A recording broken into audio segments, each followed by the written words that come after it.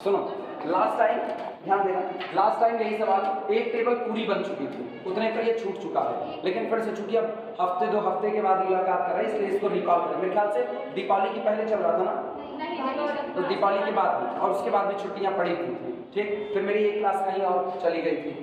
कुछ हुआ था कि मेरी को क्लास नहीं, एक ही नहीं, बस आज आए हैं एक हफ्ते के बाद। ठीक, सुनो, इसको हम सरसरी तौर पर बता रहे हैं। जो लोग नहीं देखे हुए हैं या जो लोग इसको देखे हुए हैं वो सारे लोग इसको रिकॉल कर लें वापस। ऑब्जेक्टिव फंक्शन किस टाइप का? मैक्सिमा टाइप का। अगर ये मिनिमा टाइप का होता तो कहाँ कन्वर्ट करते? मैक्सिमा। फिलहाल ये मैक्सिमा में है, इनको एज इट इज छोड़ देना, कोई भी करते। सब्जेक्ट टू कांस्टेंट में सबसे पहले निगाह जानी चाहिए राइट हैंड साइड वाले कांस्टेंट पर। सारे के सारे राइट हैंड साइड के कांस्टेंट आपको पॉजिटिव चाहिए। अगर इनमें कोई भी नेगेटिव होगा तो उस जिस कांस्टेंट वो नेगेटिव है उस कांस्टेंट में माइनस से मल्टीप्लाई करके उसको क्या बना लेंगे? पॉजिटिव बना लेंगे। तो एक काम ये करना होगा। फिलहाल मेरे केस में क्या सारे के सारे पॉजिटिव हैं, तो इसका मतलब हमको ये भी काम नहीं करना। अब अगला काम बढ़ाते हैं। जितने भी कांस्टेंट हैं वो सारे कैसे हैं? Less than or equal to type के। चाहे constant less than or equal to type का हो, चाहे greater than or equal to type का हो, सारे कांस्टेंट को कन्वर्ट करना पड़ेगा किसमें? इक्वलिटी में कन्वर्ट करना पड़ेगा। किसका यूज करके? Slack variable, surplus variable, artificial. जिसकी जरूरत होगी उनका इस्तेमाल करेंगे। फिलहाल हमको यहाँ जरूरत किसकी है? स्लैक वेरिएबल की। तो हम slack variable S1, S2, S3 जो कि तीन कांस्टेंट है, पहले में स्लैक वेरिएबल S1, दूसरे में S2 और तीसरे में S3 का इस्तेमाल करके इस सारी इनइक्वालिटी को कन्वर्ट कर देंगे किसमें? इक्वलिटी में। ये होगा स्टैंडर्ड फॉर्म। अब हम सीधे लिखेंगे स्टैंडर्ड फॉर्म। एक बार हम पूरा सॉल्व करेंगे, तब तक जो लोग लिखे केवल इसको देखते रहे। ठीक, पुराना रिकॉल करें। स्टैंडर्ड फॉर्म, इसके लिए use slack variable, use slack variable. Language change होगी उससे बेफिक्र रहना, वो लगाते वक्त हो सकता है। Use slack variables S1, S2, S3, इनका इस्तेमाल करते हैं। ये सारा का सारा चेंज होगा।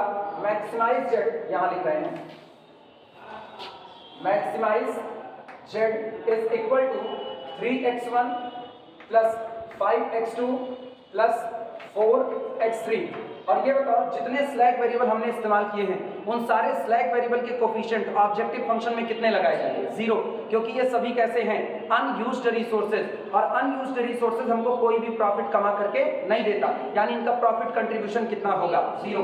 तो ये हो जाएगा plus 0 S1 plus 0 S2 plus 0 S3। Clear हुआ?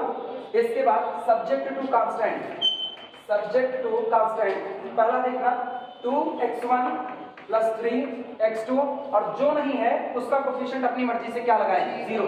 तो प्लस 0x3 और पहला slack variable plus S1 is equal to कितना हो गया? 8। अगला देखते हैं 0x1 plus 2x2 plus 5x3 और फिर अगला slack variable plus S2 is equal to कितना? 10। अगला हो जाएगा 3x1 plus 2x2 plus 4x3 plus S3 is equal to कितना हो जाएगा? 15। और लास्ट में non negativity restrictions and x1, x2, x3, S1, S2 और S3 all are greater than or equal to 0। ये तो इतना हो गया स्टैंडर्ड फॉर्म में कन्वर्ट करना। इसके बाद बारी आती है इनिशियल सॉल्यूशन सेटअप की, यानी जो आपका पहला बेसिक सॉल्यूशन होगा वो क्या होगा? यहाँ पर टोटल नंबर ऑफ कांस्टेंट कितने हैं? 3 constant. Total number of constant 3 है और अपने पास नंबर ऑफ वेरिएबल कितने हैं? 6 हैं। जितने वेरिएबल एक्सेस हैं उनको सेट कर दिया जाएगा कितना? 0। तो यहाँ पर अगली हेडिंग पड़ती है इनिशियल सॉल्यूशन। इनिशियल सॉल्यूशन एक, अब हम अपनी मर्जी से ले रहे हैं। टेक x1 बराबर x2 बराबर x3 और बराबर कितना? 0। तो जो बचता है वो मेरा इनिशियल बेसिक सॉल्यूशन आएगा। कौन कौन? ये तीनों 0 हो गए, तो S1 इज इक्वल टू 8 आया अपने पास। अगला S2 इज इक्वल टू 10 आया, S3 इज इक्वल टू 15 आया। ये हो गया। अब इसके बाद केवल एक काम होता है इनिशियल टेबल सेटअप का। अब सबसे पहले हम टेबल सेटअप करेंगे। जो लोग नहीं लिखे हैं वो पहले इतना नोट करें। कुछ बाकी है? इधर का टेबल बिठा रहे हैं, बस इधर का।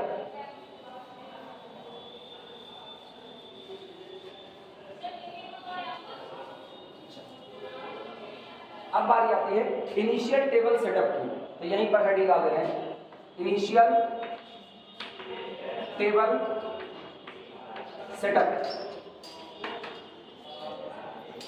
टेबल सेटअप चलो सबसे पहला कॉलम किसका, सीबी का, कोफिशिएंट ऑफ बेसिक वेरिएबल। आओ तो यहाँ पर सबसे पहला कॉलम हम लोगों का बन रहा है सीबी।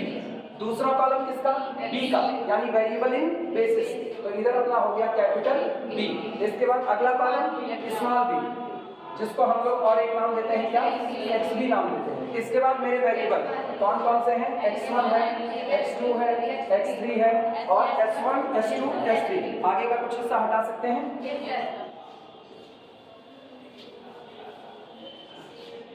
ये मेरे पास है s1 s2 और s3, बाकी सब लिखा हुआ है। यहाँ ऊपर कौन रहता है, सीजे। सीजे का मतलब जितने आपके वेरिएबल हैं, जितने आपके वेरिएबल हैं ऑब्जेक्टिव फंक्शन में उनके जो कोफिशिएंट है वो आपके सीजे कहलाते हैं। आओ ऑब्जेक्टिव फंक्शन में x1 का कोफिशिएंट 3, तो इसके ऊपर क्या लिखेंगे, 3 लिखेंगे। x2 का कोफिशिएंट 5 लिखेंगे। x3 का कोफिशिएंट 4 हो जाएगा। इसका 0 0 0। किसी की कॉल है ना, कौन है, चल ध्यान देना। ये तो ऊपर कोफिशिएंट लग गए, ठीक। अब इसके बाद टेबल का सेटअप देखो, ध्यान रखना। यहाँ पर सबसे पहले उन वेरिएबल को लिख दो जो बेसिस में शामिल हो गए। कौन कौन बेसिस में शामिल हुआ, s1 s2 और s3। तो सबसे पहले यहाँ पर आएगा s1, फिर अगला s2 और यहाँ पर कौन होगा, s3। आओ देखो s1 s2 s3 का कोफिशिएंट ऑब्जेक्टिव फंक्शन में कितना है, 0 0 0, वो यहाँ से मिल जाएगा आपको। तो ये हो गया 0 0 0 और यहाँ कितना हो गया 0। इनकी वैल्यू जो आई है वो ठीक सामने, s1 की कितनी आई है 8, s2 की 10, s3 की 15, ये वैल्यू हो गई। और x1 देखो कितना है 2 0 3 1, तो ये हो गया 2 0 3। अच्छा इसको काहे करेंगे, ये तो नॉन नेगेटिविटी है। अगले में आते हैं 3 2 2, तो ये हो गया 3 2 2। अगला देखना 0 5 4, तो 0 5 और ये रहा 4। इसके बाद 1, केवल s1 पहले में है, तो 1 0 0 0 1 0 और फिर 0 0 1, बाकी का हटा दें। बस इतने से मेरा काम हो जाएगा।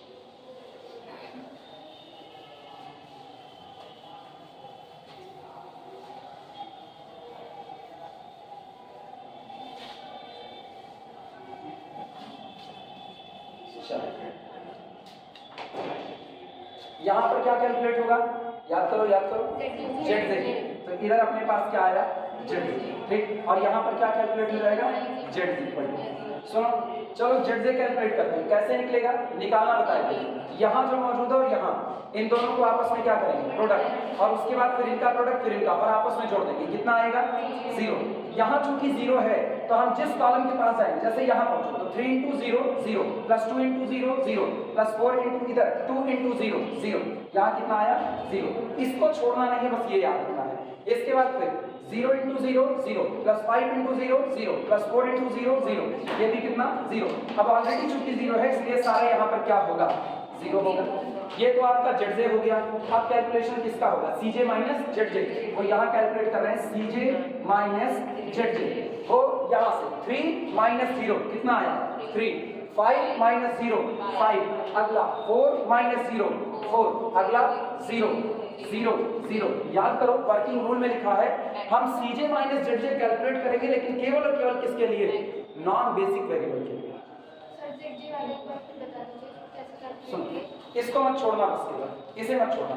जिस वेरिएबल के नीचे हम z निकाल रहे हैं, जैसे हम x1 के नीचे निकाल रहे हैं तो ये मेरा z1 होगा, x2 के नीचे निकाल रहे हैं तो ये कौन होगा z2, x3 के नीचे कौन होगा z3, और इसके नीचे z4 z5, आप जो भी नाम देना चाहो, इसको पकड़े रहेंगे, इसको नहीं छोड़ना है। x1 में इनके ठीक सामने जो कोफिशिएंट बैठे हैं करस्पॉन्डिंग टर्म को मल्टीप्लाई करके जोड़ देंगे, वो मेरा zj बनेगा। तो हमने इनको इससे मल्टीप्लाई किया, 2 into 0 plus 0 into 0 plus 3 into 0। हाथ का मूवमेंट जो होगा ना वो बरकरार रखो, मतलब जितना आप अपने हाथ को एक्टिव करोगे उतना आपका दिमाग ऑलरेडी एक्टिव होगा। तुम ये चाहोगे तुम ऐसे धुन मारे बैठे रहोगे और ऐसे ऐसे करके देखोगे, नहीं आएगा। वो दिक्कतें होती हैं शुरुआत में, बाद में आदत पड़ जाएगा, फिर तो आप चलोगे। शुरुआत में साइकिल चलाते हो तो इसे कस के हाथ पकड़ना पड़ता है, जब शुरुआत में सीखो। पापा लोग कहते अरे कहाँ हैंडलियर चढ़ गई बा, नहीं तब भी हम लोग उसको तेजी से पकड़े थे। और जब सीख जाते हैं तब क्या होता है, तब एक हाथ से पकड़े हुए और या ठीक ठाक हो तब ऐसे वाले में चलते एक हाथ से। कभी कभी कुछ लोग दोनों हाथ छोड़ देते हैं, लेकिन वो खतरा है, वो करना नहीं चाहिए। कह रही है यस। सीजे माइनस जेडजे ये कैलकुलेशन कहा गया, वर्किंग रूल अपने पास है, आप सीजे माइनस जेडजे कैलकुलेट कीजिए, लेकिन केवल और केवल किसके लिए कीजिए, नॉन बेसिक वेरिएबल के लिए। क्लियर हुआ? तो बेसिस में कौन कौन मौजूद है, S1, S2, S3, ये मेरे बेसिक वेरिएबल हैं, तो हमको चाहिए हम इसके लिए कैलकुलेट ना करें। फिर भी पता है कौन इतना ख्याल रखेगा, कल को अभी बेसिस से S1 निकल जाएगा, कोई और आ जाएगा, तो हम ये सारी बात हटा करके हम कहेंगे मेरे जितने वेरिएबल हैं हम उन सब के लिए बार बार सीजे माइनस जेडजे को कैलकुलेट करेंगे, कोई दिक्कत नहीं आएगी, वर्किंग रूल कहीं आपका फंसेगा नहीं। क्लियर है ये बातें? तो हमने सबके लिए निकाल दिया। अब सुनो, ऑप्टिमल कंडीशन क्या होती है, बेस्ट कंडीशन ये होती है कि अगर आपकी प्रॉब्लम मैक्सिमा की है और आपके जितने सीजे माइनस जेडजे आए हैं वो सारे के सारे या तो नेगेटिव हो जाए या तो जीरो हो जाए, तो आपका जो सॉल्यूशन आया है वो आपका बेस्ट सॉल्यूशन है, उससे अच्छा सॉल्यूशन अब आपके पास नहीं हो सकता है। क्लियर है ये बातें? ठीक। लेकिन अगर आपका एक भी सीजे माइनस जेडजे पॉजिटिव रह गया तो इसका मतलब है एक पॉसिबिलिटी जिंदा हो गई कि अभी भी सुधार किया जा सकता है। अब जो सुधार किया जाएगा वो सुना, इनमें से जो आपके सीजे माइनस जेडजे पॉजिटिव आए हैं उनमें से जो लार्जेस्ट पॉजिटिव सीजे माइनस जेडजे है उसको सिलेक्ट कर लो। बोलो इनमें लार्जेस्ट कौन है, 5, तो हम 5 को सिलेक्ट करके इसके नीचे एरो बना देते हैं। इसके ठीक सामने बैठा हुआ वेरिएबल जो होगा ये बेसिस में एंटर करेगा, कौन है, x2, ये बेसिस में एंटर करेगा, लेकिन बेसिस में जगह केवल कितनी है, 3 जगह, तो इसका मतलब अगर आप बेसिस में आना चाहते हो तो किसी ना किसी वेरिएबल को बेसिस को छोड़ करके जाना पड़ेगा। कौन जाएगा, उसके लिए मिनिमम एक्सचेंज रेशियो निकाला जाएगा। क्लियर है ये बातें? तो सबसे पहले इसके नीचे एरो बनाते हैं, ये आपका लार्जेस्ट है, तो हम कहेंगे x2 enter the basis, enter the basis, x2 enter the basis, x2 आपका बेसिस में एंटर करेगा। अब इधर बनाते हैं मिनिमम एक्सचेंज रेशियो, पूरा मत लिखना चाहे तो, ऐसे में शॉर्ट में लिख देना, मिनिमम एक्सचेंज रेशियो जिसको हम कहते हैं XB अपॉन, XB का मतलब ये वाला, XB अपॉन ये x2, जो वेरिएबल इंटर कर रहा है उसी के कोफिशिएंट से डिवाइड करेंगे। ध्यान देना सारे लोग, यहाँ कौन मौजूद है, 8, और इसके ठीक सामने x2 के नीचे कौन है, 3 है, तो इसका मतलब 8 अपॉन 3, इसके बाद अगला 10 अपॉन 2, इसके बाद अगला 15 अपॉन 2। अब ये बताओ इन तीनों रेशियो में सबसे छोटा कौन है, सबसे छोटा रेशियो 8/3, क्योंकि 3 गुना 6 ये 2 पॉइंट समथिंग है, ये 2 पंचे 10, ये पूरा पूरा 5 है, और ये 2 सते 14, 7 पॉइंट समथिंग है, तो मिनिमम कौन होगा 8/3। इसके सामने ऐसे एरो लगा देंगे और इसके ठीक सामने देखो बेसिस में कौन बैठा है, S1, इसका मतलब बेसिस को छोड़ करके कौन चला जाएगा, S1, तो हम कहेंगे S1 leave the basis, x2 enter the basis. Clear हुआ कि नहीं? तो यहाँ लिखा जाएगा S1 leave the basis, S1 leave the basis, S1 basis को छोड़ करके जाएगा और x2 बेसिस में इंटर करेगा। अब हम एक नई टेबल का सेटअप करेंगे, दिमाग दौड़ाना, फिर सारे पहले सुनते हो बाद में लिख लेना, लिखने का टाइम देंगे। अब सुनो, जो आपका इनकमिंग वेक्टर आया है और जो आपका आउटगोइंग वेक्टर है, इन दोनों को ऐसे पीछे इसके लाइन खींचो, इसके ऊपर और उसके पीछे, बोलो ये लोग कहाँ टकराएंगे, 3 पर, तो जहां ये टकरा रहे इसको ऐसे घेरा मार दो, ये आपका एलिमेंट कहलाएगा की एलिमेंट, ये आपका की एलिमेंट होगा। अगर आपका की एलिमेंट 1 है तो जो आपकी नई टेबल बन रही है उसमें की एलिमेंट जिस रो में मौजूद है उसमें कोई बदलाव नहीं किया जाएगा।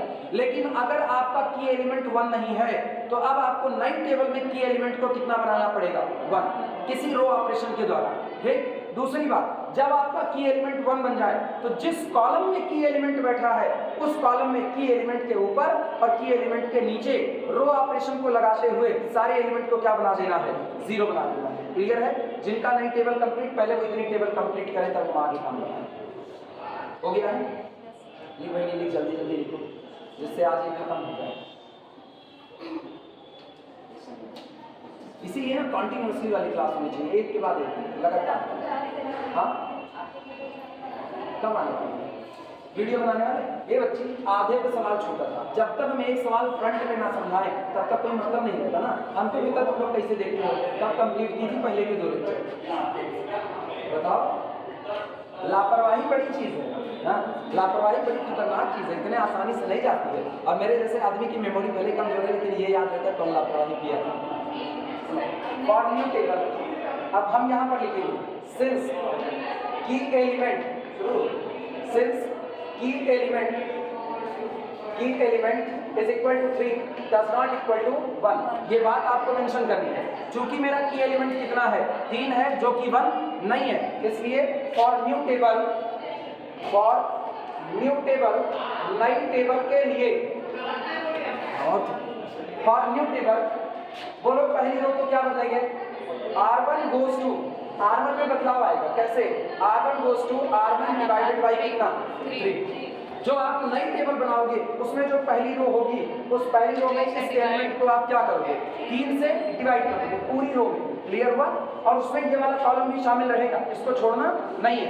फिर सुनना, अब विजुलाइज करना, थोड़ी देर लिखना, रोको, अब विजुलाइज करो। ये कितना नजर आ रहा है, नहीं, अब मुझको हाँ 1, अब 1 नजर आ रहा है। ऑपरेट करने के बाद ये आपको कितना दिखना चाहिए, 1। ये कितना है, 2। कब 0 होगा, जब 2 में से 2 निकाल दिया जाए, यानी पहली वाली रो में 2 का मल्टीप्लाई करो और सेकंड रो से घटा दो। क्लियर हुआ कि नहीं? यानी सेकंड रो के लिए क्या लिखेंगे, R2 goes to R2 में से घटा दिया जाएगा कितना, 2R1 न्यू, नया बना हुआ था। ठीक, अगला सुनना, थर्ड वाले में देखो यहाँ कौन है, 2, सेम ऑपरेशन, तो इसका मतलब R3 goes to R3 minus 2 times of the R1 new. ये कितने ऑपरेशन लगाएंगे और मुझको अपनी नई टेबल मिलनी चाहिए। आप पहले पूरा नोट कर लो, तब नई टेबल बनाएंगे। पूरा नोट करो, जेड कैलकुलेट करना भी सिखा दें इसमें, जेड कैलकुलेट करना। सुनो, जो वैल्यू आई है, वैल्यू इसको कोफिशिएंट से मल्टीप्लाई करके जोड़ दो।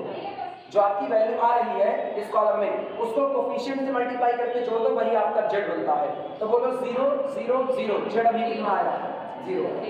क्लियर हुआ? तो ये सॉल्यूशन आपको कोई फायदा कमा करके नहीं देगा, इसीलिए हम इसमें सुधार करेंगे। नोट करो तो आगे बढ़ा जाते हैं। अब तक ये लाइन लिख सकते हैं, ये रहा,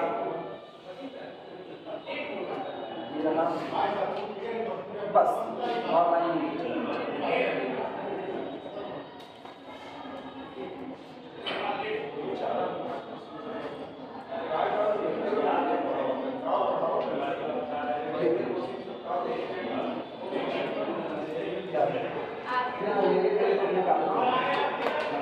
मेरे टोकने का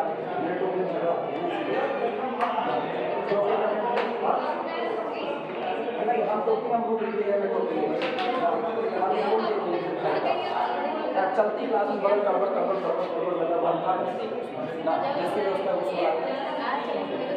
चले शुरुआत करें। हो गया सबका, ध्यान देना। अब हमने सारे ऑपरेशन इस पर लगा दिए। ये बताओ सबसे पहले कंसंट्रेट करो, सब ध्यान दुनिया के भाग में सुनो ध्यान से, कंसंट्रेशन करके ध्यान देना।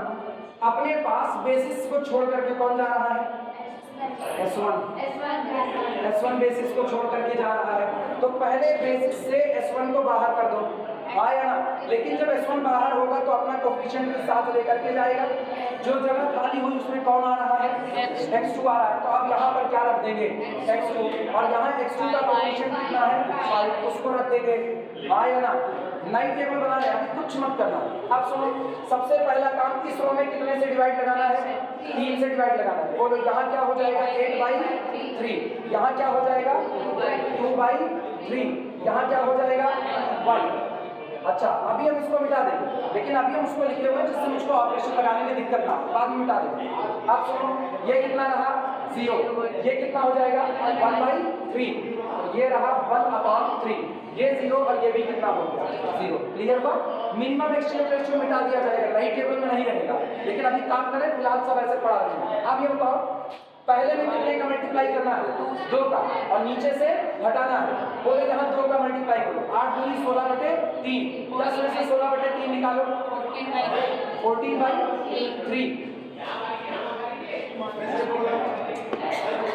ये 40/14, 14, ठीक है, 14/3, ये कितना रहेगा, सुनो ऊपर कितने का मल्टीप्लाई, 2 से, 2 दूनी 4, 4/3 घटाओगे, 0 - 4/3 कितना है, -4/3, 2 1 के 2, 2 में से 2 गए 0, ठीक, अगला सुनना, ये कोई फर्क नहीं, 2 1 के 2, 2 बटे 3 और यहाँ घटाओगे तो कितना -2 अपॉन कितना हो गया 3। इसमें कोई फर्क नहीं, इसमें कोई फर्क नहीं। समझ में आई बातें? अगला ऑपरेशन सुनना। अब इसमें वही काम, 8 दूनी 16, 16 बटे 3, 15 में से 16 बटे 3 कितना 29/3। ये अपना हो गया 29/3। इसके बाद 2 दूनी 4 बटे 3 कितना 5/3। तो ये अपने पास हो गया 5/3। 2 1 के 2, 2 में से 2 गए 0, ये हुआ। अच्छा, इधर 4 रहेगा, 2 बटे 3 घटाओ कितना -2/3।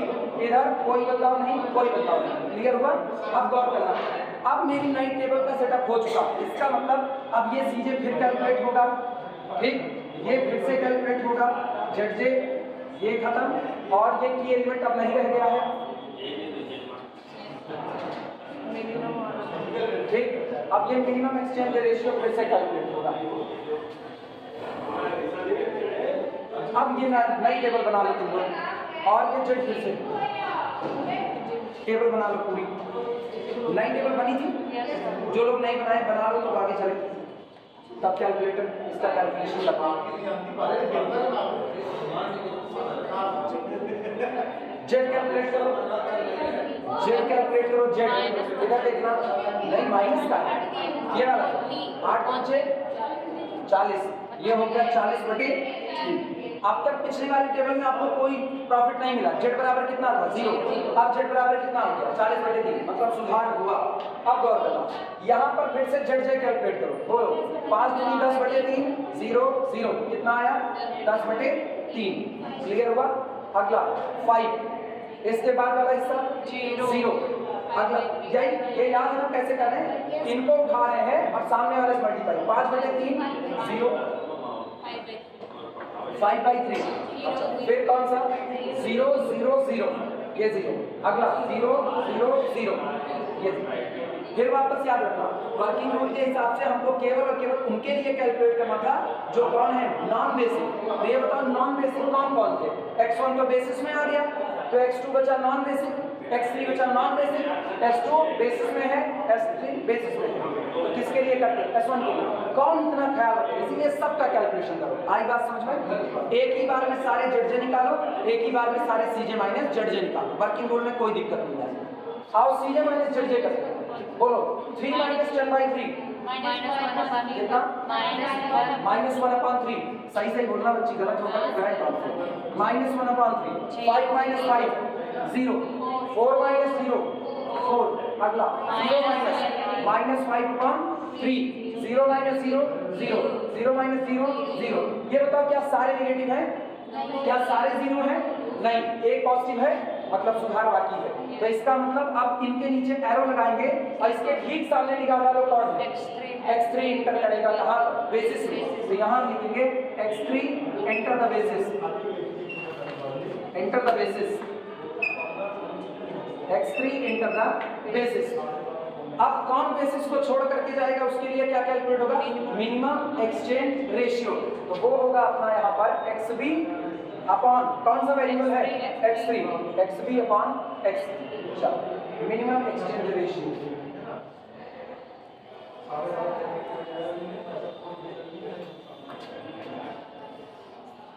चलो भैया शुरुआत करते हैं। ये बताओ मिनिमम एक्सचेंज रेशियो निकालते वक्त ये कहा गया था ना तो आप नेगेटिव से डिवाइड करोगे ना तो आप जीरो से, दोनों से आप डिवाइड नहीं करोगे। ये बताओ सारे लोग एक बार इधर देखो, क्या यहाँ जीरो मौजूद है? तो डिवाइड नहीं होगा। क्या यहाँ 5 मौजूद है? डिवाइड होगा। यानी 14/3 में 5 से डिवाइड लगाया जाएगा।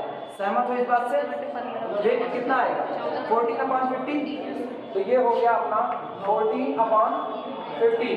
अच्छा, ये कितना है? 4। तो 29/12, 29/12।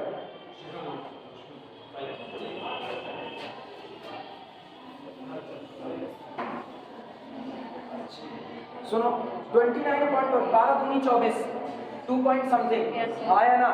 और ये है ऊपर वाला का नीचे वाला ज्यादा, 1 से कम। तो मिनिमम कौन हुआ? इसके ठीक सामने जाओ, कौन है? S2। S2 बेसिस को छोड़ करके चला जाएगा और उसकी जगह कौन एंटर करेगा? x3। तो यहाँ लिखेंगे S2 leave the basis, leave S2 leave the basis, x3 enter the basis. Working rule समझ आ रहा है? यही काम ऐसे ही कंटिन्यू चलता रहेगा तब तक जब तक ये सारे लोग नेगेटिव या जीरो ना हो जाए। अभी एक और टेबल बनेगी क्योंकि अभी ये वाला निकालेंगे S3, अभी ये भी बाहर जाए, हरदम निकल जाए कोई जरूरी नहीं है। इसका नेगेटिव के बाद नहीं निकालना है, नेगेटिव के बाद आपको ऑप्टिमम सॉल्यूशन मिल चुका है, अब आप वहीं पर रुक जाइए। पता है इसके फिजिकल इंटरप्रिटेशन होता है इसका फिजिकल इंटरप्रिटेशन ये है कि जो यहाँ पर 4 लिखा ना, इसका मतलब ये है कि जब x3 बेसिस में इंटर करेगा तो इसका मतलब है कि x3 की 1 यूनिट 4 रुपए का सुधार करेगी, पर यूनिट में 4 रुपए का सुधार होगा, उतने का डिफेक्ट आ रहा था। तो ये आपको ना जो बताता है कि आपको सुधार बताता है कितने का सुधार होने वाला है, ठीक। बाद में इसके लिखाएंगे ना, वैसे इसका फिजिकल इंटरप्रिटेशन तुमको बहुत ज़्यादा जरूरी नहीं है, MSc में बाकायदा लिखाया गया है, लिखा देंगे तुम लोगों को देखा जाएगा। अच्छा ये बताओ जरा, इससे ऊपर जाओ उससे पीछे आओ, कहाँ टकराएंगे? 5 पर। तो इसका मतलब ये आपका कौन सा एलिमेंट है? की एलिमेंट, नहीं लिखेगा, की एलिमेंट। की एलिमेंट क्या आपका की एलिमेंट 1 है? नहीं, तो फिर वही काम होगा, पहले की एलिमेंट को क्या बनाएंगे? 1, फिर उसके नीचे ऊपर और नीचे वालों को क्या बनाएंगे? 0 बनाएंगे। सेम प्रोसेस अप्लाई करेंगे, लिखना क्लियर। की एलिमेंट, की element does not equal to 1, ऐसे लिखिए, की element does not equal to 1 for new table, for new table. पता है टेबल ऐसी बनाना कि बगल में थोड़ी सी जगह छूट जाए, अगर ना छूटे भाई कॉपी है, एग्जाम में जगह छूटेगी पक्का, ये कॉपी कम है, एग्जाम वाली कॉपी इतनी चौड़ी होती है, तो ऐसा काम करना, टेबल ऐसे बनाना और उसके बगल में हाशिया टाइप एक जगह छोड़ देना, ये ऑपरेशन वहीं पर लिखना।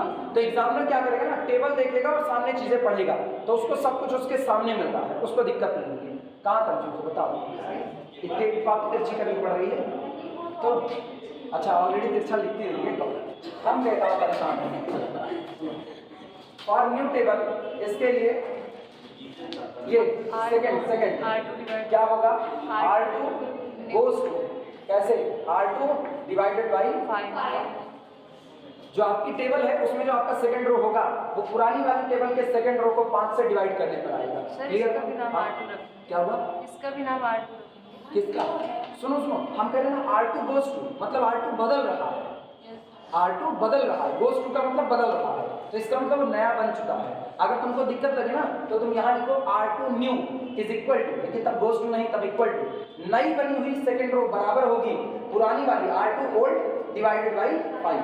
वही लिख दे कहो तो, वही लिख दे, नहीं कहो गलते पढ़ा लो। R2 new is equal to, अब n फॉर न्यू जान लेना, उतना बड़ा नहीं लेकिन चौक बचा रहे हैं। R2 new is equal to R2 old divided by 5। एक काम तो ये हुआ। सुनो अच्छी बात ये है कि ऊपर वाला ऑलरेडी 0 है, तो पहली वाली रो में कोई बदलाव नहीं होगा, केवल तीसरे वाली रो में बदलाव होगा, यानी R3 new is equal to R3 old minus 4R2 new. Clear हुआ? अब ऑपरेशन लिखो तो नई टेबल बनाएंगे।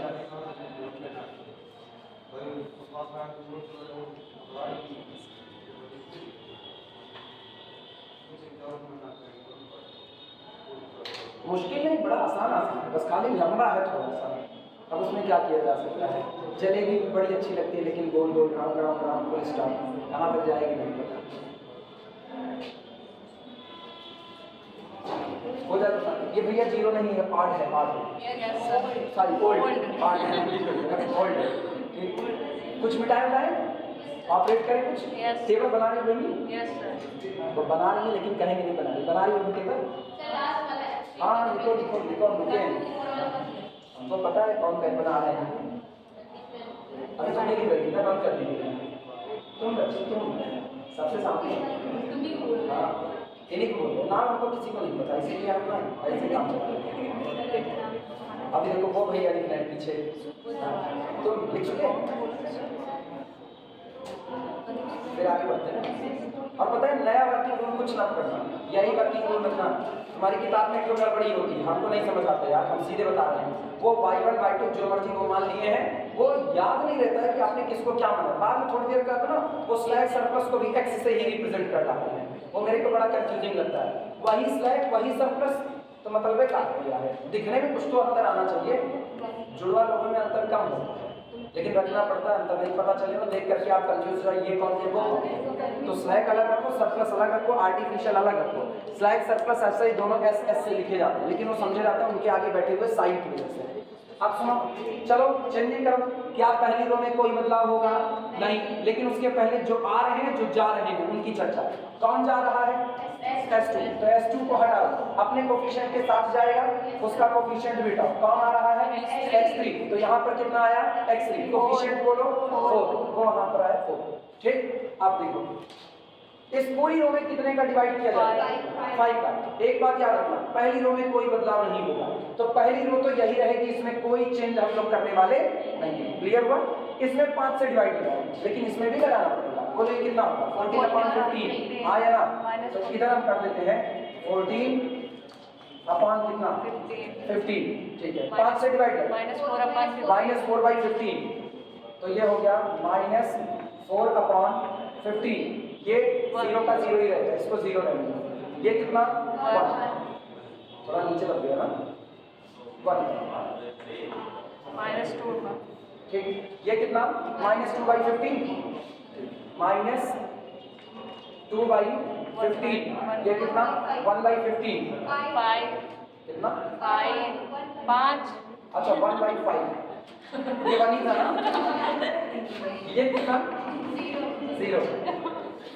ठीक है, ये 0। अब ये तो कैलकुलेट नहीं होगा, इसको हटा देना। चलो 4 से मल्टीप्लाई करके नीचे वाले में से घटाना है। ठीक, 14 चौका 56, 89/15, सही है। हम चेक नहीं कर रहे थे, भरोसे पे काम कर रहे हैं। 89/15, 89/15 हम चेक कर लें। 89/15, ठीक। इधर वाले में 4 से 4 चौक 16, -16/15, ध्यान रखना -16/15 घटाओगे तो हो जाएगा +16/15, तो ये हो गया 5/3 + 16 अपॉन कितना? 15। अब एक काम करते हैं, इधर 3 से गुणा 3 से, सॉरी 5 से ऊपर नीचे मल्टीप्लाई, तो 55 25 और 5 तिहाई 15, हाँ या ना? 41 25 और 16 41 आया कितना? 41/15। कहाँ पर लिखा जाएगा? यहाँ पर, ये हो जाएगा 41/15। ठीक, इसमें कोई बदलाव नहीं, ये 0 ही रहेगा। एक 4 1 4 4 में से 4 गए 0, ये आपका हो जाएगा 0। अच्छा 4 दूनी 8, -8/15, ध्यान रखना -8/15 घटाओगे तो +8/15, तो ये हुआ -2/3 और +8 कितना? 15। ऊपर नीचे 5 से मल्टीप्लाई, -10/15 +8/15 कितना है? -2/15, -2/15। ठीक, कितने से? 4 से 4/5 घटाओगे तो -4/5, -4/5, और ये 1 ही रहेगा, तो इसको 1 रखेंगे। कोई दिक्कत? अब इसकी एलिमेंट वाले नाम को मिटा देते हैं। अब फिर से वापस हम ZJ कैलकुलेट करेंगे, फिर से वापस CJ - ZJ कैलकुलेट होगा, ये सब हटा देते हैं। नई टेबल ये रही, सेटअप करो नई टेबल, और ये 40/3 नहीं रहेगा, ये पुरानी टेबल का है। चलो ये सब हटा की जरूरत है।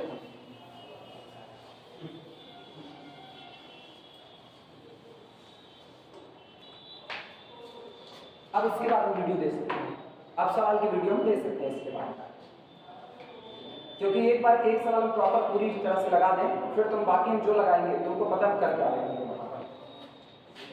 और स्पीड भगा के ना सुनना है, स्पीड भगा के सुनने पे सब खाली अपने लिए धोखा पैदा करते हो बस ना, और वो धोखा तुमको लगता भी नहीं हो चुका है। स्पीड बढ़ा करके सुनने पर आप कंसंट्रेशन बरकरार नहीं रख सकते हो। ये है कि 1 घंटे का लेक्चर है, उसमें टाइम लगता है, वो 2 घंटे चले जाते हैं, लेकिन जितना आप ज़्यादा टाइम खर्चा करते हो उतना आपको फायदा मिलता है। टाइम नहीं खर्चा करोगे, फास्ट फूड खतरनाक होते हैं। 2 मिनट नूडल फ्राई लिखे आगे, ये खत्म करो तो ZJ कैलकुलेट करते हैं फिर।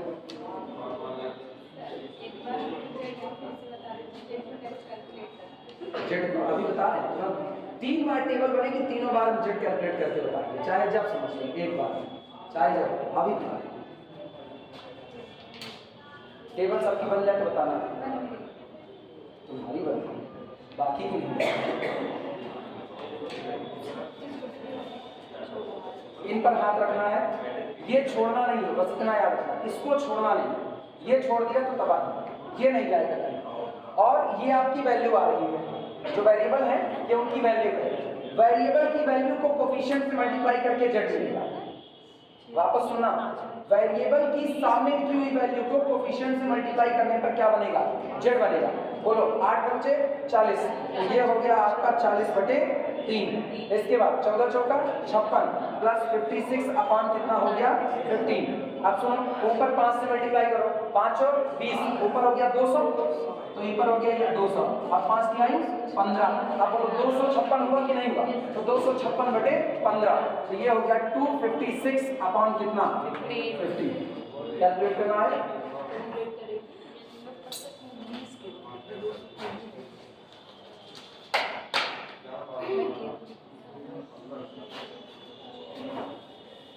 चलो जेड जे यहाँ निकालते हैं, जेड जे बोलो, जेड जे क्या है, 5 दूनी 10/3 कैलकुलेट करें, 10/3 इधर से हुआ 4 चौक 16 माइनस 16/15, ये हो गया। इसके बाद ये तो रहा 0, फिर ऊपर नीचे 5, ये हो गया 10 बचे 50, 5 तिहाई 15, 50 में से 16 निकाल दो कितना 34/15, तो यहाँ हो गया 34/15। ये कैलकुलेशन तुम जितनी तेज करोगे उतनी तेजी से ये सवाल बनेगा, कैलकुलेशन धीमा हो गया तो हाँ गड़बड़ी है। अगला देखना, 5 के 5 0 0, तो ये तो आपका रहा कितना 5 का। अगला 0 4 0 4 आया, ठीक। अगला 5/3, 4 दूनी 8, 8/15 और ये रहा 0, तो ये रहा 5/3 और फिर -8/15। 5 से ऊपर मल्टीप्लाई करो, 5 25, 5 तिहाई 15, 25 में से 8 निकालो 17, तो 17/15, तो यहाँ आ गया 17/15। पता है कैलकुलेशन कम करनी पड़े, इसीलिए फायदा तो इसमें है, ध्यान से सुनना, कैलकुलेशन कम करनी पड़े इसलिए फायदा इसमें है, आप सीजे माइनस जेड सिर्फ और सिर्फ उनके लिए कैलकुलेट करो जो बेसिस में नहीं है। ये बताओ कितने लोग बेसिस में हैं, कितने बेसिस में हैं 3 लोग, अब कितने नहीं हैं 3, तो इसका मतलब जेड माइनस सीजे माइनस जेड आपको केवल 3 के लिए कैलकुलेट करना पड़े तो जल्दी होगा, या 6 के लिए करना पड़े तो जल्दी होगा, 3 के लिए। लेकिन फिर पता है तब तुम्हारा दिमाग इतना बैलेंस होना चाहिए, इतना कंसंट्रेशन बरकरार रखना पड़ेगा तुमको कि तुम उन तीनों को पकड़ सको जो 3 बेसिस में नहीं, गलती नहीं करना, वरना फटाफट थोड़ा सा टाइम खर्चा करना पड़ेगा। ये क्लियर हुआ कि नहीं हुआ, ये टाइम बचाना हो तो केवल 3 पर आता है। अच्छा यहाँ पर आना, 5 × 0 0, ये हो गया 4/5, ये हो गया 0, तो ये रहा 4/5, ठीक। S3 में आना 0 0 0, इधर क्या रहा 0। आओ सीजे माइनस जेड 3 - 34/4, 15 दिया 45, 45 में से 34 कितना -9/15 9/15 माइनस काहे माइनस बच्ची 3 सीजे माइनस जेड चाहिए, 3 माइनस दिस, तो 15 दिया 45 और 45 में से 34, 34 6 40 5 45 कितना हुआ 34 6 40 5 6 5 11। अरे तुम लोग भरोसा करेंगे हमारे सब लोग गलत होगा, ये 11/15 ऐसे गलत समझ ना बताओ बच्ची, हम मिला ही ले तुम्हारा कोड 11/15, 5 - 5 0, 4 - 4 0। अब पता है यहाँ तुम गलत करवा दो कि ऑनलाइन गाली हमको पड़े कि कौन मास्टर इनको कैलकुलेशन नहीं आती है, वो भी ये -17/15 -4/5 और ये कितना रहा 0। केवल एक ही पॉजिटिव है और जो आपकी बाहर था वही अंदर जा रहा है, कौन x1, तो इसके नीचे arrow x1 enter the basis, ऐसे लिखो TNT enter the basis, x1 basis में एंटर करेगा। अच्छा अब ये बताओ x1 बेसिस में एंटर करेगा तो मिनिमम एक्सचेंज रेशियो x3 कितना x1, दिमाग लगाना, नेगेटिव वाले से डिवाइड नहीं होगा, तो इसके ठीक सामने ऐसे डैश लगा दो, बवाली खत्म। अब सुनो किसको 8/3/2/3 8/3/2/3 अरे 8/3/2/3 3 से 3 बटा ठीक ये दो इधर 2 1 के 2 2 चौके सही है इधर आना 89/15 41/15 यानी 89/41 89/41 यही छोटा होगा अरे देखो ना 41 40 दूना 80 41 दूना 82 यही तो नजदीक पहुंच रहा है ये तो बेचारा 4 है सीधे तो ये आपका बाहर गया कौन बेसिस को छोड़ा S3 लीव द बेसिस और कौन अंदर आया X1 इंटर द बेसिस अगली टेबल में सारे नेगेटिव पक्का तय बात है S3 leave the basis S3 leave the basis S3 basis को छोड़ दिया गया अच्छा दोनों कहां टकरा रहे हैं जरा उस पे गौर करो दोनों इसके ऊपर इसके पीछे कहां 41/15 ये आपका कौन है की एलिमेंट क्या ये 1 है नहीं 1 बनाना पड़ेगा यही भारी पड़ता की एलिमेंट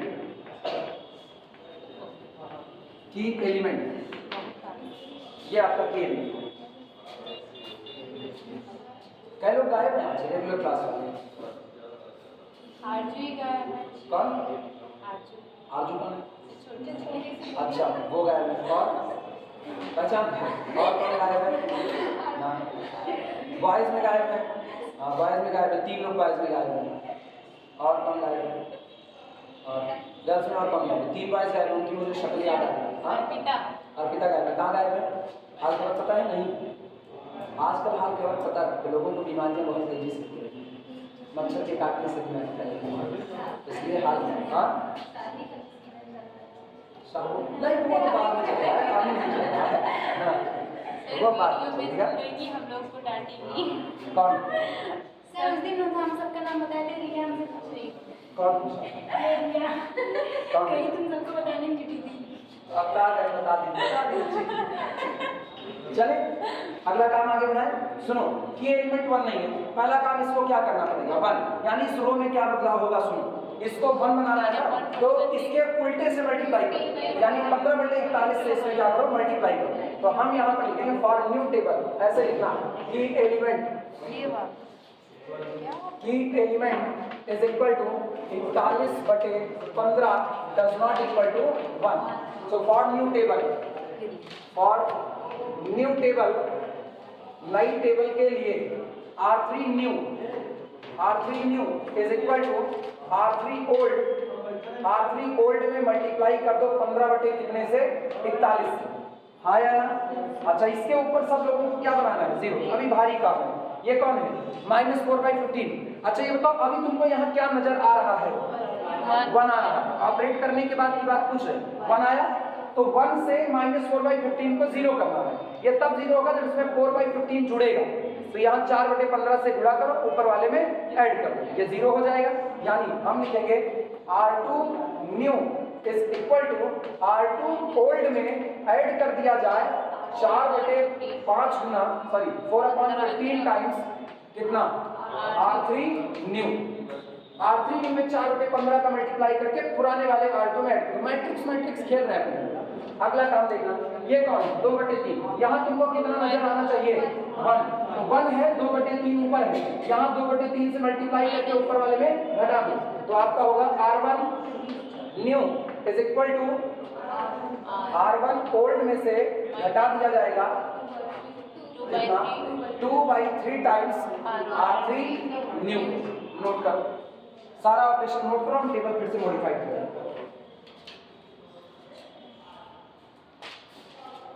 सवाल बड़े हैं इसीलिए कैलकुलेशन स्पीड अच्छी होनी चाहिए इसमें हाँ कैलकुलेटर लगाओ अच्छी वो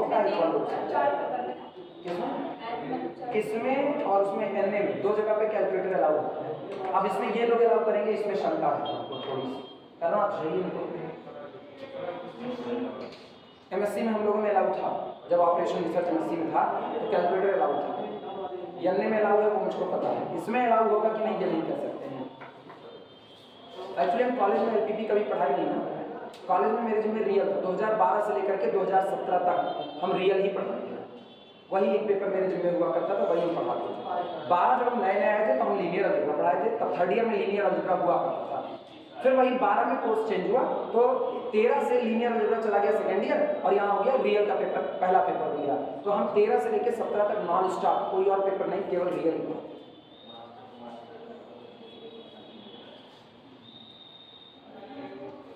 हो जाए तो बताना, चेंज करेंगे पेपर में। चलें, चलो भैया ध्यान देना, ये सब मिटा रहे हैं। फिर सारे लोग लिख चुके ना, सुनो ये सब मिटा रहे, मेरे पास इसकी जरूरत नहीं है। पहले मुझको बताओ बेसिस में कौन एंटर कर रहा है? S1 X1, और कौन छोड़ के जा रहा है? S3। तो पहले S3 को हटाओ और उसके साथ उसका कोफिशिएंट हटाओ, यहाँ लेकर आओ किसको? X1। X1 का कोफिशिएंट कितना? 3, तो यहाँ ले आओ 3 को। अब ये नए सिरे से कैलकुलेट होगा, ठीक। ये जज्जे हम हटा रहे हैं, इसकी जरूरत अब मुझको नहीं है यहाँ पर। अच्छा, इसके बाद अब बदलाव करेंगे। ये बताओ इस रो में पहले बदलाव किया जाए, कितने से मल्टीप्लाई करें? 15/41 से, हाँ या ना? 15/41, अरे वो देखो आप बोलो 15/41, विजुलाइज करना, थोड़ी देर लिखना होगा, बड़े धैर्य से सुनो। 15/41, 15 से 15 कटा 89/41, हाँ या ना? तो ये आपका हो गया 89/41, हाँ या ना? इधर 15/41 का मतलब कितना हो गया? 1। ये आपका हुआ 1, इधर 0 इधर 0, बहुत अच्छी बात है। 15/41, 15 से 15 कटा -2/41, तो ये आपका हुआ -2/41। 15/41 5 1 5 5 दिया 15, 4 दिया 12, ऊपर आए -12/41, हाँ या ना? तो -12/41 सही लिखा है, चेक कर लेना। 15/41, तो इधर अपने पास आया 15/41। कोई दिक्कत किसी को? सहमत हो सारे लोग? सारी कैलकुलेशन सही? आप सुनो, 4/5 से मल्टीप्लाई करके ऊपर वाले में जोड़ना है। कितने से? 4/5 से। आओ मल्टीप्लाई करो, 4/5 से कटे पिटे नहीं, पूरा करना है। यहाँ कितना आएगा? हाँ सॉरी, 4/15 से, 4/15 से मल्टीप्लाई करना। सुनो अब ना चालाकी से काम करना, हम तुमको कैलकुलेशन बता रहे हैं। एक तो तुमको कैलकुलेटर अलाउ देगा, लेकिन वो दशमलव में नंबर देगा तब भी तुम्हारा सिरदर्द है, हाँ या ना? दशमलव में देगा तो भी सिरदर्द है। काम ऐसे रफली करना। इधर देखो बता रहे हैं, सुनो क्या करना है? ऊपर वाले में नीचे 4/15 का मल्टीप्लाई करना है, ऊपर वाले में ऐड करना है। तो पहले ऊपर वाले लिखो 14 कितना? 15, ऐड करो कितना? इसमें मल्टीप्लाई करो 4 किससे? 15 से, तो 4/15 गुणे कितना हो गया? 89 कितना हो गया? 41, हाँ या ना? कुछ कॉमन हो सकता है, जो कॉमन हो सकता है उसको बाहर निकालो। क्या कॉमन हो सकता है? 1/15 बाहर निकालो पूरा, हाँ या ना? 1/15 तुम्हारी मर्जी हो, 2/15 बाहर निकाल लो, वो भी तो चलेगा। 2 दूनी 4, 7 दूनी 14, तो उधर से क्या बना? 7 बना, और इधर से प्लस 2 बना, इधर 2 बचा नहीं, हाँ 2 दूना 4, ठीक। 2 का इसमें मल्टीप्लाई कर लो, 2 9 18 किया, ऐसे लिख 2 8 16 17, 178 कितना हो गया? 40, सही है। अब 41/7 कर लो, कुछ ना कुछ काम आसान हो जाएगा। 41/7 कितना हो जाएगा? ये ऐसे में एक काम और कर सकते थे, सुनो एक काम और कर सकते हैं, 165 हो जाएगा। हम और आसान कर सकते हैं, और आसान कर सकते हैं। बताएं क्या? सुनो इतने में कैलकुलेशन करनी पड़ रही है, और आसान ध्यान देना। ये कितना लिखा गया है? 89/41, और ऊपर कितना है? तो ये 89/41 में मल्टीप्लाई करना है कितने से? 4/5 से, तो 4/15 से मल्टीप्लाई किया, ऊपर वाले में जोड़ना है, तो प्लस 14 कितना हो गया? 50। दिमाग दो, कमी जहां जहां है वही पूरी कर। सुनो ये कितना है? 15, 1/15, ये कितना? 1/15, बटे का तो बवाल नहीं, बवाल इसका है 41 का। तो एक काम कितना चलेगा? नहीं चलेगा, कुछ किया थोड़ी। 41 से गुणा, 41 से भाग। अब गौर करो क्या दोनों में 1/15 1/41 1/15 1/41 हो गया कि नहीं हो गया? तो बाहर निकाल दो, दिस इज इक्वल टू 1/15 × 14 1 बाहर निकाल लिया, ब्रैकेट के अंदर में जो बचा उसको आसानी से सॉल्व कर लो।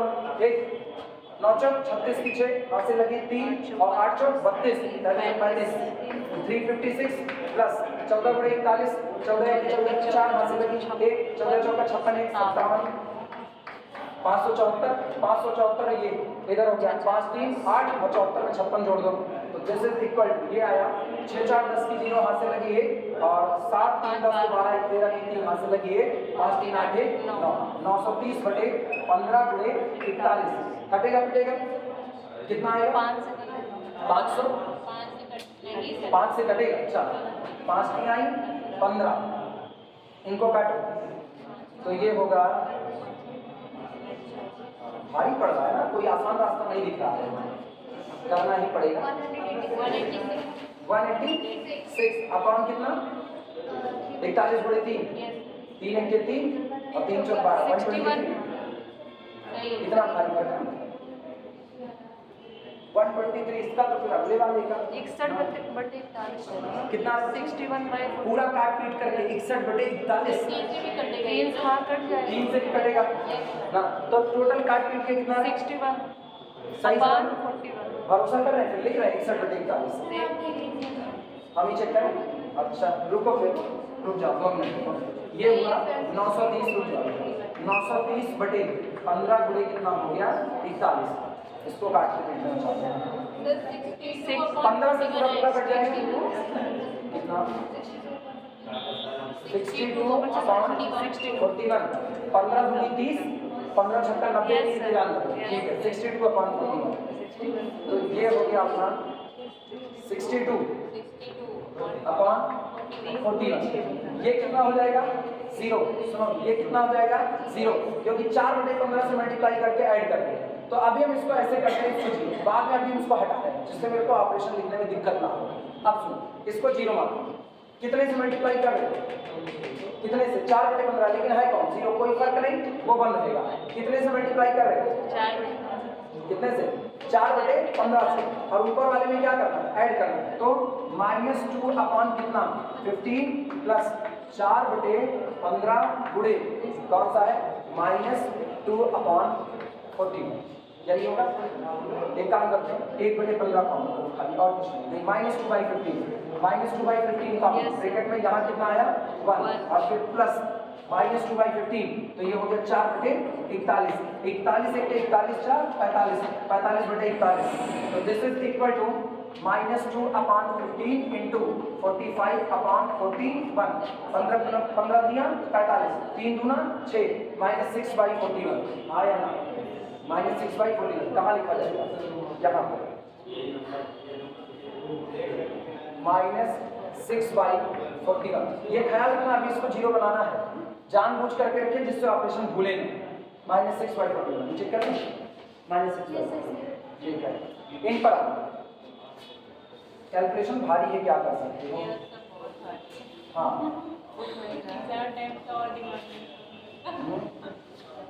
नहीं इसीलिए तो स्पीड यहाँ पर तेज रखनी पड़ेगी इसीलिए तेज रखनी पड़ेगी ना इन पर आप 4 बटे 15 से मल्टीप्लाई करके ऊपर वाले में ऐड करना है तो -12 अपॉन 41 इंटू 4 बटे कितना हो गया 15 ऊपर वाले में ऐड करना है तो +1 अपॉन कितना हो गया 5 सुनो ये जो 1 अपॉन 5 है इसको तुम लिख दो 3 बटे 15 चलेगा कि नहीं 1 अपॉन 5 को 3 बटे 15 3 1 के 3 3 बचे 15 तो ये हो गया 3 अपॉन 15 क्या यहाँ से 3 बटे 15 कॉमन आ सकता है 3 बटे 15 पूरे में से 3 बटे 15 को कॉमन कर लो ब्रैकेट में बोलो यहाँ से कितना बचा 1 यहाँ कितना बचा माइनस ध्यान रखना 3 बटे 15 तो 3 चौक 12 4 बचा हुआ है और ये 4 4 चौक 16 तो -16 अपॉन 41 सही है गलत 41 एक 41 और 16 में से 41 में से 16 निकाल दो ठीक तो कितना होगा this is equal to 3/15 into 16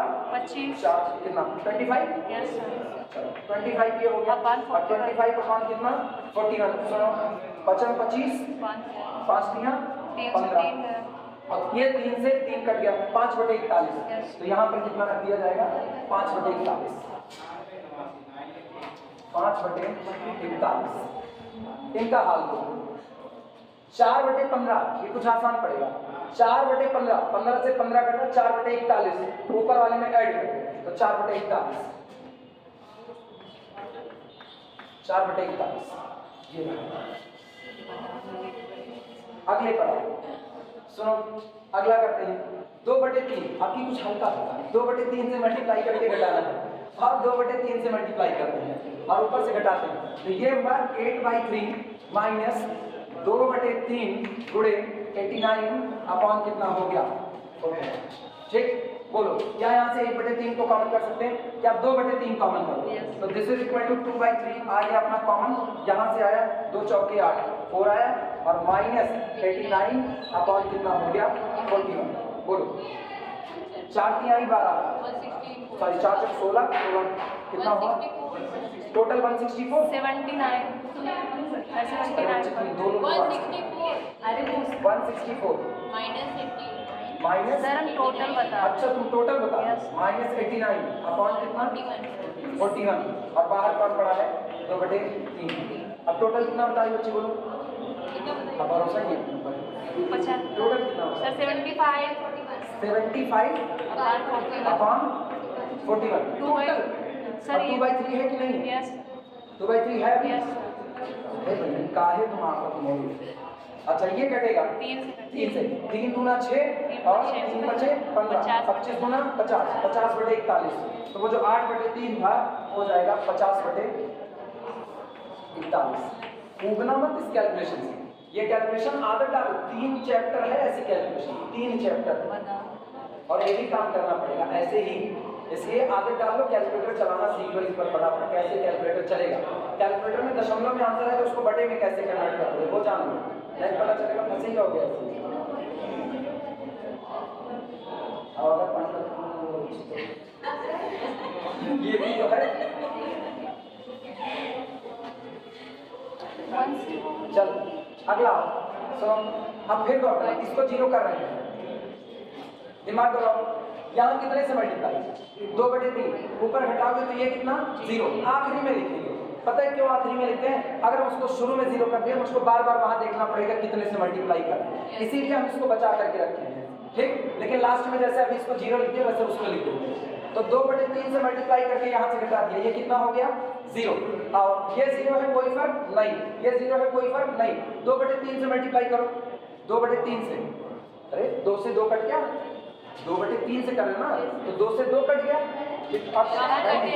minus 2/41 into 2/3 तो माइनस 4/3 इंटू 41, और इसको करना क्या है ऊपर वाले में से घटाना है, तो ये हो जाएगा प्लस, घटाओगे तो प्लस हो जाएगा, तो 1/3 कितना, क्या 1/3 को कॉमन कर सकते हैं? तो एक काम करो 1/3 को कॉमन करो, 4/41 प्लस कितना 1, 41 से 41 45, तो 1/3 इंटू 45 अपॉन कितना हो गया 41, 3 से काट दो, 3 1 के 3, 3 बचे 15, 15/41, तो यहाँ कितना हो जाएगा 15/41, ठीक। यहाँ पर 2/3 से मल्टीप्लाई करना है, 2/3 सोचो, 3 1 के 3, 3 चौक 12, 4 दूनी 8, माइनस 8/41 घटाओगे तो प्लस हो जाएगा, प्लस 8/41, प्लस 8/41। अभी ये मत लिखना, इसको 0 करेंगे, यहाँ बोलो 2/3, 3 1 के 3, 3 बचे 15, 5 दूनी 10, 10/41, हाँ या ना, ऊपर से घटाओगे तो माइनस 10/41, माइनस 10/41 टेबल बन चुकी है। और अब हम इसको लास्ट में क्या करेंगे 0, अब नई टेबल में ये की एलिमेंट नहीं है,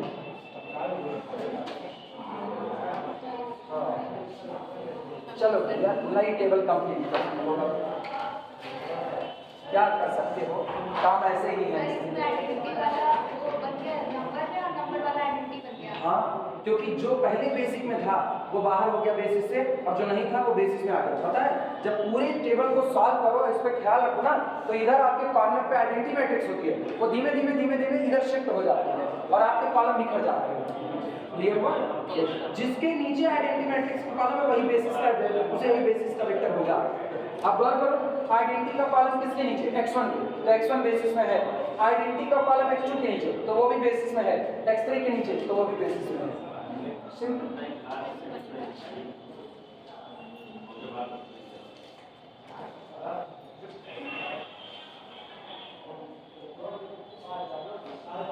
चलो बारी बारी कैलकुलेट करें सब।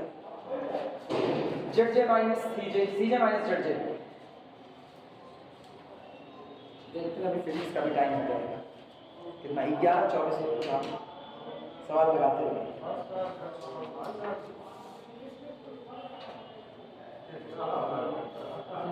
एक सवाल लगाया, एक सवाल। एमएसटी में पता क्या होता है, 45 मिनट की क्लास है।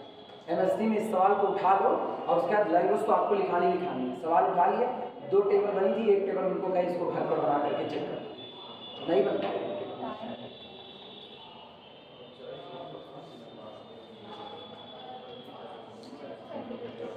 हाँ, हम भी कैलकुलेटर यूज करें,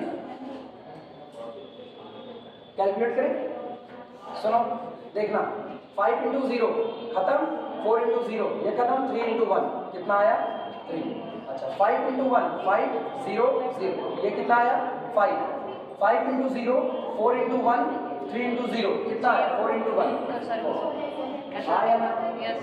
कंफ्यूज हो क्या, कहाँ कंफ्यूज हो जी?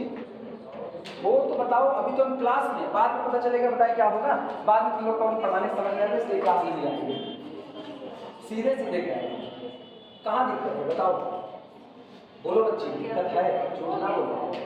कहाँ दिक्कत है तुम बताओ, कहाँ दिक्कत? और उन्हीं को कहाँ थी भाई, पूछ रही हो खुद से नहीं बताओ। कहाँ थी, कहाँ से बेसिक में आया है 3। हाँ वही बोल रही थी। वो सुनो बच्ची, इधर इधर इधर यानी तुम लोगों को दिक्कत है, तुम लोग ना संकोच में, पता नहीं संकोच है क्या है। हम कुरेद करके हर क्लास में ना पूछे तो कोई सामने वाला कुछ भी नहीं करता है। अब वो तो मेरी आदत है कुरेद करके पूछने की, क्योंकि हम एक्सपीरियंस है इसीलिए। इधर सुनो, इधर ये जितना लिखा है सीबी यानी कोफिशिएंट ऑफ बेसिक वेरिएबल, यहाँ कोई और नहीं आएगा।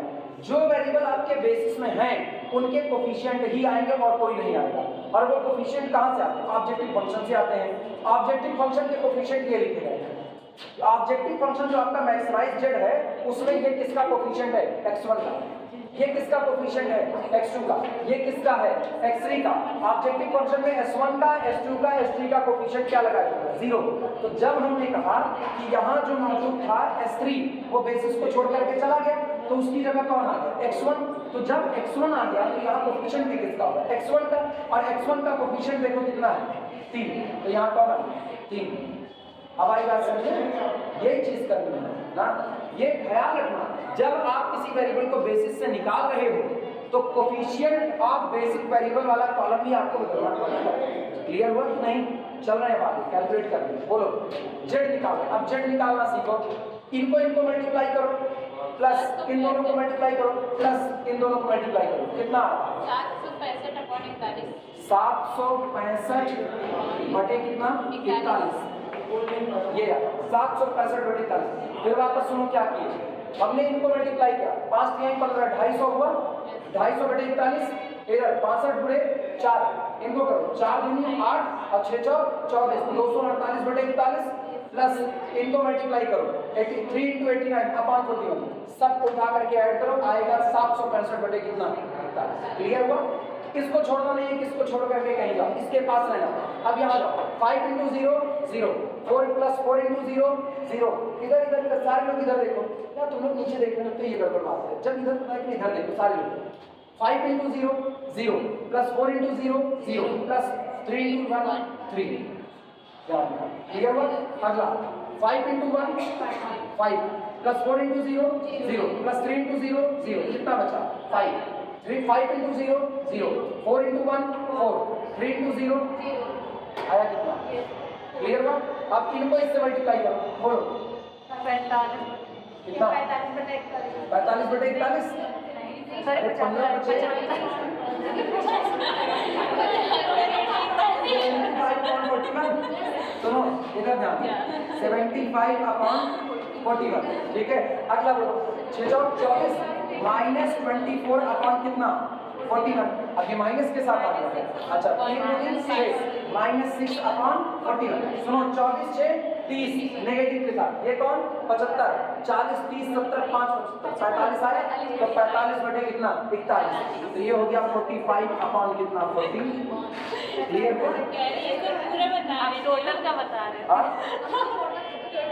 टोटल का तो सही से कहना चाहिए ना सर, टोटल है टोटल। सर अभी की बोल रही है। 8 पंचे 40, ये हो गया 40 बटे 41। उसके बाद फिर 4 पंचे 20 प्लस ये हो गया 20 बटे 41। अगला सुनो 12 की आई 36 -36 अपॉन 14। 40 20 60, 60 में से 36 निकालो कितना 24 बटे 41, ये हो गया 24 अपॉन 41। लास्ट वाला किसी का आया है? आखिरी वाला 11 बटे 41, 11 बटे 41। चेक करें, चलो देखो 10 बचे 50 -50 बटे 41 में बैलेंस कर लेंगे, छोड़ो उसको। 4 चौक 16 प्लस 16 और इसके बाद फिर 15 दिया 45 प्लस 45। ध्यान रखना ये -50 ये प्लस 45, 50 में से 45 जोड़ दो, ये माइनस कर -5 बचा, -5 को 16 में ऐड करो 11 बचा, तो 11 बटे 41। क्लियर हुआ? अब सुनो ध्यान देना, आखिरी टेबल है ये आखिरी, सीजे माइनस जेड आओ, बोलो 3 - 3 कितना 5 - 5 कितना, इधर 4 - 4, अच्छा 0 - दिस -45 अपॉन 41, 0 - 24 -24 अपॉन 41, उधर से कितना -11 अपॉन 40। क्या सारे C J minus Z J less than or equal to 0 हो गए कि नहीं?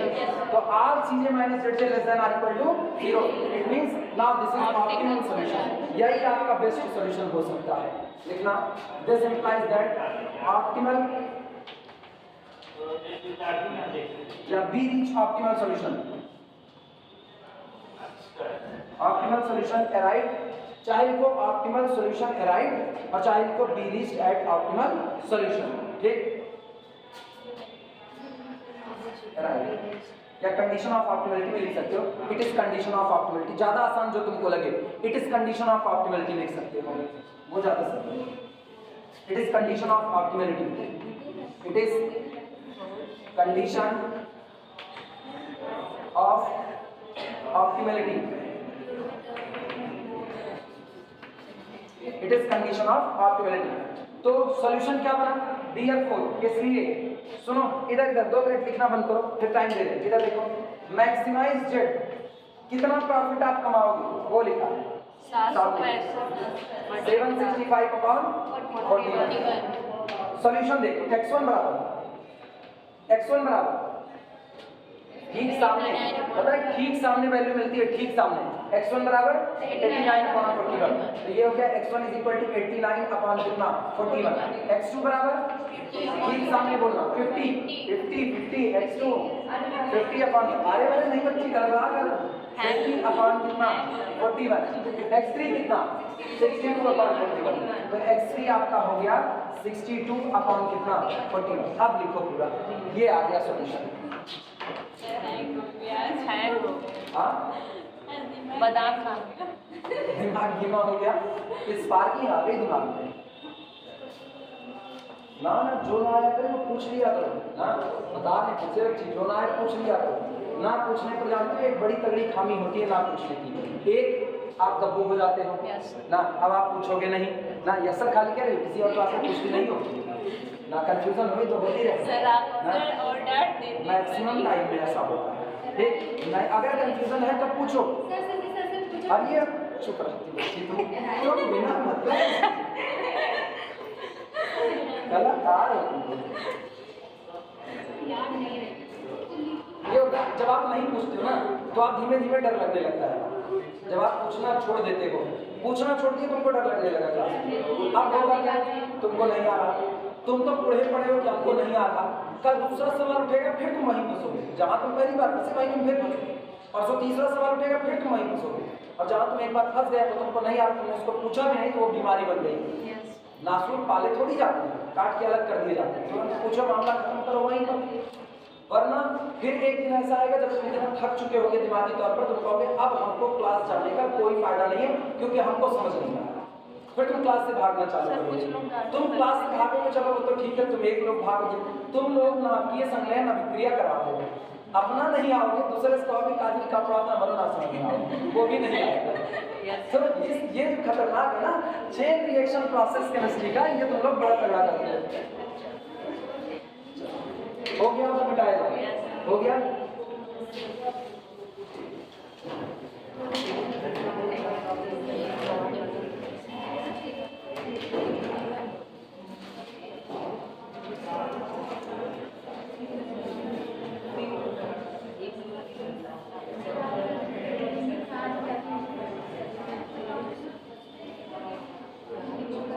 टाइम का क्या हाल हो रहा है अभी? 34:06:40, 11:40 तक है ना, 6 मिनट अपने पास। सुनो एक सवाल लिख रहे हैं, ठीक है, कोशिश करना लगाने की लगा सकते हो, बिल्कुल इसी पैटर्न पर लगना, प्रॉब्लम लिखना, और अगर नहीं लगा पाए तो हम इसका वीडियो बनाएंगे पक्का, ठीक है। अब हम अपनी क्लास हफ्ते की 4 दिन शिफ्ट कर रहे हैं, आज से अपनी क्लास हफ्ते की 4 दिन चलेगी। सारे लोग ग्रुप में मौजूद हो ना, सारे लोग मौजूद हो ग्रुप में, हो बच्चे? नहीं हो, आज जुड़ जाओ ग्रुप में, ठीक है। किसके जिम्मेदार कौन है? ग्रुप का जिम्मेदार कौन है? ये ना, इनसे मिलो, ठीक है, और इनसे आज जुड़ लो। तुम लोग ग्रुप में हो ना, ठीक है। बाकी और जो लोग हैं हम एडमिन सबको बना दिए हैं, सबको जोड़ते जाओ उसमें, ठीक। एक दिन की क्लास बहुत बेकार होगी, ठीक। अभी पता नहीं और कितनी छुट्टियां पड़ जाएंगी ठंडी वंडी की, तो वो भी कर दूंगा। अब हफ्ते की 4 क्लास पे शिफ्ट कर रहे हैं, डेली पढ़ाई करेंगे। जो नहीं आएगा अपनी सैटरडे की क्लास होगी, उस दिन हमसे पूछो पहले आप, ठीक। सैटरडे को पूरा टाइम बताने पे खर्चा कर देंगे, चलेगा, लेकिन आप पढ़ना इसमें। प्रॉब्लम लिखना, solve maximise Z, solve maximise Z is equal to 4x1 plus 3x2, ठीक।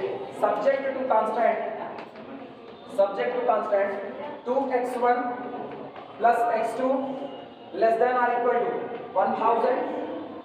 अगला लिखना x1 plus x2 less than or equal to 800। अगला x1 less than or equal to 400, और लास्ट में है ना एक और x2 less than or equal to 700। And non negativity x1 x2 greater than or equal to,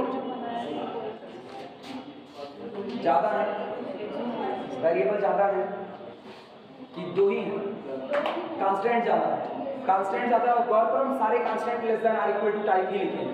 इसका मतलब slack variable s1, slack variable s2, slack variable s3, slack variable s4, 4 slack variable आए, ठीक। और कांस्टेंट कितने हैं? 4। Constant कितने हैं? 4। तो आपने 4 स्लैग वेरिएबल लगा दिए। 4 स्लैग वेरिएबल आप लगा रहे, 2 पहले से वेरिएबल मौजूद हैं। कितने हो गए? 4 2 6 हो गए, 6 हो गए। कांस्टेंट केवल 4 ही होगा, तो 2 लोगों को क्या सेट कर दोगे? 0। किसको किसको? x1 x2 को क्या सेट करना है? 0। हमेशा याद रखना, जब यहाँ पर आप स्लैग वेरिएबल लगाओ और ये बराबर हो जाए तो बराबर के लेफ्ट साइड वाला बचाया जाता है, बाकी सब उड़ा देते हैं। बराबर के लेफ्ट साइड वाला बचाया जाता है। तो जैसे हम यहाँ लगाएंगे 2x1 plus x2 plus s1 बराबर 1000, तो बराबर के जस्ट बगल में कौन है? s1, उसको बचाएंगे, x1 x2 को उड़ा देंगे, हाँ या ना। फिर अगला x1 plus x2 plus s2 बराबर कितना? 800, तो s2 को बचाएंगे, ये दोनों उड़ जाएगा। ये ऑलरेडी 0 सेट कर दिया। x1 plus 0x2, पहले वो कर लेना, x1 plus 0x2 plus s3 is equal to कितना? 400। बराबर किधर वाला हो जाएगा? वो बचेगा लास्ट वाला। इधर 0x1 plus x2 plus s4 is equal to 700। क्या पुराने तरीके से सॉल्व करने की कोशिश कर सकते हो? ठीक है, इसकी कोशिश करना, फिर जब मुलाकात करेंगे तो फिर आपको भाई 37 या एक बार इसको स्टैंडर्ड फॉर्म में कन्वर्ट करें। Standard form, standard form, standard form में होगा maximise Z is equal to 4x1 plus 3x2। और ये बताओ कितने स्लैग यूज हो रहे हैं? 4 स्लैग, तो उनका कोफिशिएंट यहाँ कितना चलेगा? 0 plus 0 s1 plus 0 s2 plus 0 s3 plus 0 s4, हाँ या ना। Subject to constant, subject to constant बोलो 2x1 plus x2 plus कितना? s1 बराबर कितना? 1000। अगला बोलो x1 plus x2 plus कितना? s2 बराबर कितना 800। अगले पे आओ x1 प्लस 0x2 ठीक 0x2 प्लस s3 बराबर कितना 400। अगले पे आओ 0x1 प्लस कितना x2 प्लस s4 बराबर अब की बार कितना 700। और लास्ट में non negativity restrictions and x1 x2 s1 s2 s3 और s4 बराबर कितना greater than or equal to non negativity restrictions. Clear हुआ? हेडिंग पढ़ती initial solution setup. Initial solution setup ठीक, वो लिखना चाहो तो लिखो, चाहे सीधे लिख दो। टेक x1 x2 बराबर 0, टेक x1 बराबर x2 बराबर 0। जो मिलेगा वो है s1 बराबर 1000, s2 बराबर 800, s3 बराबर 400 और s4 बराबर 700। क्या आप टेबल बना लोगे? टेबल जैसे बनाना है बिल्कुल वैसे ही बनाना ठीक। अब इतने पर रोक रहे हैं इसको।